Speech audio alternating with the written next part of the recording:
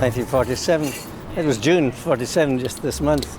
Well, I was 10 years old. 47 was special. It was the first year that things started happening after the war.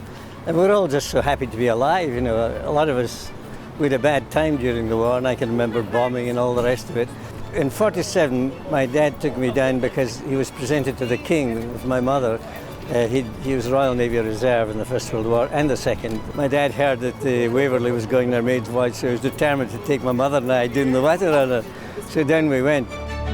She was built not too far from where we're standing now. If you were to take yourself down to the Riverside Museum and the River Kelvin there, that's actually where the ship was originally built and launched. So the ship's keel was laid in 1945, engined at the start of 1946, and then into service in 1947. So that sort of gives us the 70 years to the day of our maiden voyage, which is actually 70 years on this, the 16th of June. So this ship was named after Sir Walter Scott's first novel.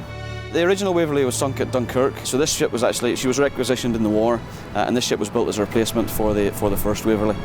She was originally built to sail from Craigendoran to Arrochar, which is where our 70th anniversary voyage today is taken us. The ship has a great following wherever we go. Like I said, we travel from the Clyde down to Liverpool, Bristol Channel, South Coast Thames, and she attracts great crowds in all the areas where we sail to. So the ship's got a great history. There's 70 years of it now. It's got its unique challenges. The ship doesn't handle or behave like a conventional ship. I mean, a lot of people think that it's got propellers fitted, but it absolutely doesn't. The paddles are completely genuine. That is our propulsion. So. Well, she's just a beautiful ship. The main hub of the ship is the engine room. Absolutely fantastic. And good crew and everything, really good. She looks exactly like she did the day we went down. She was pristine, and she's in lovely condition, absolutely wonderful. She was in good shape. She was going like a sewing machine. My dad would have been proud of her.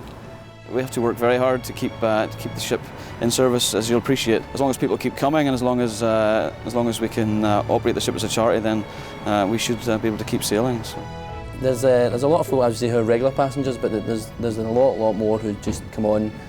What we're trying to do is get more people on for the first time and get them hooked. It's amazing the amount of kids you see coming on and just stare at the engine and in absolute amazement at it. So I think she's really popular, and there's a lot of folk just come back year on year because it is such a great day out, you know.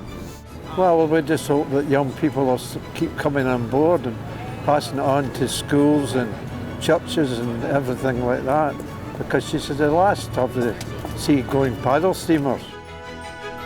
Everything should be done to try and keep her going, and she's the spirit of Glasgow, really. The more people realise their heritage, what they've inherited, the better. Hopefully many more years of the Waverley to come, yes, absolutely.